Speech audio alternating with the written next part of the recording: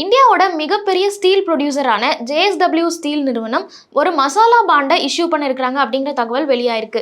So JSW steel நிறுவனம் முதல்ல எதனால பாண்ட் இஷ்யூ பண்ணுறாங்க, இந்த மசாலா பாண்ட்னா என்ன, இதை இஷ்யூ பண்ணுறதுனால அவங்களுக்கு என்ன பிளான்ஸ் இருக்குது, இதில் யாரெல்லாம் இன்வெஸ்ட் பண்ண முடியும் அப்படிங்கிறது தான் இந்த வீடியோவில் டீட்டெயிலாக பார்க்க போகிறோம். இந்த ஜேஎஸ்டபிள்யூ ஸ்டீல் அப்படிங்கிறது இந்தியாவில் ஒரு மிகப்பெரிய ஸ்டீல் ப்ரொடியூசர் நிறுவனம். இந்த நிறுவனம் இப்போ 9,500 கோடி ரூபாய் அளவுக்கு பாண்ட்ஸை இஷ்யூ பண்ண போகிறாங்க அப்படிங்கிற தகவல் வெளியாயிருக்கு. ஸோ இது என்ன மாதிரி பாண்ட் அப்படின்னு கேட்டீங்கன்னா மசாலா பாண்ட் அப்படின்னு சொல்லியிருக்காங்க. இது ரெண்டா ஸ்பிளிட் பண்ணி இஷ்யூ பண்றாங்க. இது ஒரு 5 வருஷத்துக்கான நான் கன்வெர்ட்டபிள் டிபென்ச்சர்ஸா இஷ்யூ பண்றாங்க. இது ஒரு 5 வருஷத்துக்கான நான் கன்வெர்ட்டபிள் டிபென்ச்சரா தான் இதை இஷ்யூ பண்றாங்க. ஸோ ரெண்டு டைப்பா இஷ்யூ பண்றாங்க அப்படின்னு சொன்னோம்ல, அதுல ஒரு பாண்ட் மூலமா 6,000 கோடி ரூபாயும் இன்னொரு பாண்ட் மூலமா 3,500 கோடி ரூபாயும் கலெக்ட் பண்ண இருக்காங்க. ஸோ ஒட்டுமொத்தமா 9,500 கோடி ரூபாய் இந்த பாண்ட் மூலமா கலெக்ட் பண்ணிருக்காங்க.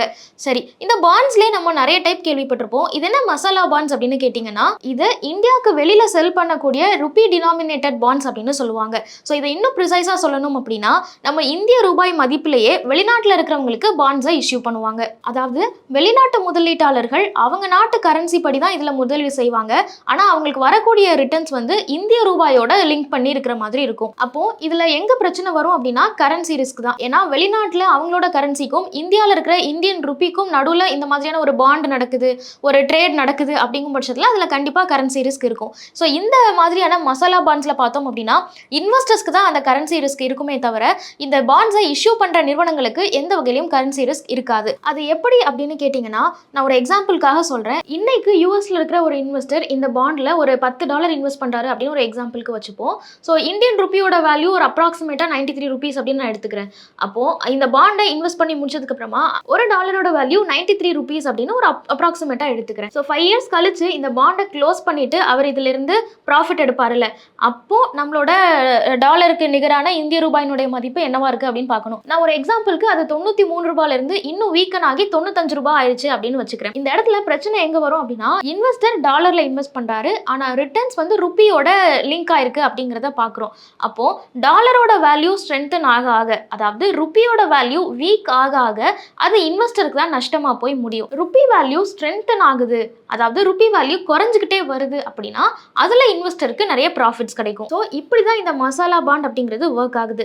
இது பொதுவாகவே நிறுவனங்கள் வெளிநாட்டு முதலீட்டாளர்களை அட்ராக்ட் பண்றதுக்காக அவங்க கிட்டே இந்த இன்வெஸ்ட்மெண்ட்ஸை வாங்குறதுக்காக தான் இஷ்யூ பண்ணுவாங்க. இதுல ரிஸ்க் என்ன மாதிரி இருக்கும் அப்படின்னு கேட்டீங்கன்னா, கண்டிப்பா ஃபாரெக்ஸ் ரிஸ்க் மட்டும் தான் இருக்கு. அதுவும் நிறுவனங்களுக்கு இருக்காது, இன்வெஸ்டருக்கு தான் இருக்கும். ஸோ நிறுவனங்கள் கொஞ்சம் குறைவான ரிஸ்க்ல வெளிநாட்டு முதலீட்டாளர்களை அட்ராக்ட் பண்றதுக்காக தான் மசாலா பாண்ட்ஸை இஷ்யூ பண்ணுவாங்க.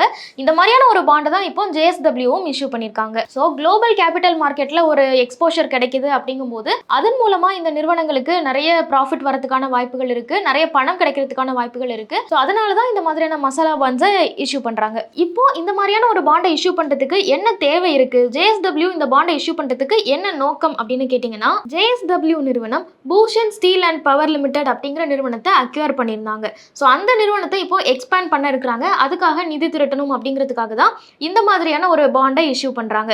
ஸோ இந்த நிறுவனத்தை ஏன் அக்வயர் பண்ணாங்க அப்படின்னு கேட்டீங்கன்னா, அந்த நிறுவனம் பேங்க்ரப்ட் ஆகிற அந்த ஸ்டேட்ல இருந்தது. ஸோ அந்த ப்ராசஸ்ல தான் ஜேஎஸ்டபிள்யூ பிஎஸ்பிஎல்ல வந்து அக்வயர் பண்றாங்க. இப்போ அக்வயர் பண்ண அந்த நிறுவனத்தை டெவலப் பண்ணணும்ல, ஸோ அதுக்கு இன்டர்னலா நிறைய மாற்றங்கள் கொண்டு வர வேண்டியது இருக்கு. அவங்க கடன் எல்லாம் ரீஸ்ட்ரக்சர் பண்றதுக்காகவும் அவங்களோட கெப்பாசிட்டி, அதாவது அவங்களோட ப்ரொடக்ஷன் கெப்பாசிட்டி அதிகப்படுத்துறதுக்காகவும் அவங்களுக்கு நிறைய ஃபண்ட்ஸ் தேவைப்படுது. ஸோ இந்த ஃபண்ட்ஸை மீட் அவுட் பண்றதுக்காக தான் பாண்ட்ஸை இஷ்யூ பண்ணியிருக்காங்க. அடுத்த 5 to 6 வருஷத்துக்குள்ள இந்த நிறுவனத்தினுடைய கேபிட்டலை 2 லட்சம் கோடி அளவுக்கு உயர்த்தணும் அப்படிங்கிறது இவங்களோட மோட்டோவா இருக்கு. ஸோ இதில் என்ன மாதிரியான ரிஸ்க்லாம் இருக்கும் அப்படின்னு கேட்டிங்கன்னா, ஸ்டீல் இண்டஸ்ட்ரி வந்து ஒரு சைக்ளிக்கல் இண்டஸ்ட்ரி அப்படின்னு சொல்லுவாங்க. ஏன்னா அதோட டிமாண்ட் வந்து ஒரு குறிப்பிட்ட காலகட்டத்தில் ரொம்ப ஜாஸ்தியாக இருக்கும், மற்ற டைமில் டிமாண்ட் கொஞ்சம் நியூட்ரலாக இருக்கிறதுக்கான வாய்ப்பு இருக்குது. ஸோ அப்படி பெர்ஃபார்ம் பண்ணுறதுனால இவங்களுக்கு கன்சிஸ்டண்ட்டாக ப்ராஜெக்ட்ஸ் இருக்குமா அப்படிங்கிறது ஒரு டவுட்டாக இருக்குது. இன்னொரு பக்கம் எக்ஸிக்யூஷன் ரிஸ்க்கும் இதில் இருக்குது அப்படின்னு சொல்கிறாங்க. ஏன்னா பிபிஎஸ்எல் ஆல்ரெடி பேங்க்ரப்ட் ஆகிற நிலைமையில் இருக்கக்கூடிய ஒரு நிறுவனம். ஸோ அதை ப்ராப்பராக அவங்க மேனேஜ் பண்ணி திருப்பியும் அவங்கள கம்ப்ளீட்டாக ஒரு ப்ராஃபிட்டபிள் நிறுவனமாக மாற்றணும் அப்படின்னா அதில் நிறைய எக்ஸிக்யூஷன் சம்பந்தமான சிக்கல்கள்லாம் வரதுக்கான வாய்ப்புகள் இருக்கு. இது எல்லாமே இந்த ஒரு ப்ராஜெக்ட்ல இருக்கக்கூடிய ஒரு ரிஸ்க் ஃபேக்டரா தான் பார்க்கறாங்க. இது எல்லாத்தையுமே மீட் அவுட் பண்றதுக்காக தான் இப்போ இந்த பாண்ட் இஷ்யூ வந்து நடக்குது அப்படிங்கறத பார்க்க முடியுது. So foreign investors Indian rupee வேல்யூல இன்வெஸ்ட் பண்றதுக்கான ஒரு பாண்டா இந்த மசாலா பாண்டா இருக்கு. இது இந்தியன்ஸ்க்கு ஏன் முக்கியமான விஷயம் அப்படின்னா, ஜேஎஸ்டபிள்யூ ஸ்டீலோட ஸ்டாக்ஸை ஹோல்ட் பண்ற இன்வெஸ்டர் எல்லாமே இந்த மாதிரியான மூவ்ஸை க்ளோஸா வாட்ச் பண்ணுவாங்க. ஸோ இதை பொறுத்து கண்டிப்பா ஸ்டாக் மூவ்மெண்ட் இருக்கிறதுக்கான வாய்ப்புகளும் இருக்கு. ஸோ அதனால தான் இந்த ஒரு நியூஸை கண்டிப்பா இன்வெஸ்டர்ஸ் தெரிஞ்சுக்கணும் அப்படின்னு சொல்றாங்க. ஸோ நீங்க இந்த ஜேஎஸ்டபிள்யூ ஸ்டீல ஹோல்ட் பண்ணி இருக்கீங்க அப்படின்னா இந்த மாதிரியான நியூஸை நீங்க எப்படி பாக்குறீங்க, ஓவராலா இந்த கம்பெனியோட பெர்ஃபார்மன்ஸ் பத்தின உங்களோட ஒப்பீனியன்ஸ் என்ன அப்படிங்கறதெல்லாம் கமெண்ட்ஸ்ல சொல்லுங்க. மேலும் ஈடி தமிழ் சேனல்ல வரப்போகும் பிசினஸ் மற்றும் அது ரிலேட்டடான வீடியோவை பார்க்க உடனே கீழே இருக்க சப்ஸ்கிரைப் பட்டனை கிளிக் பண்ணுங்க.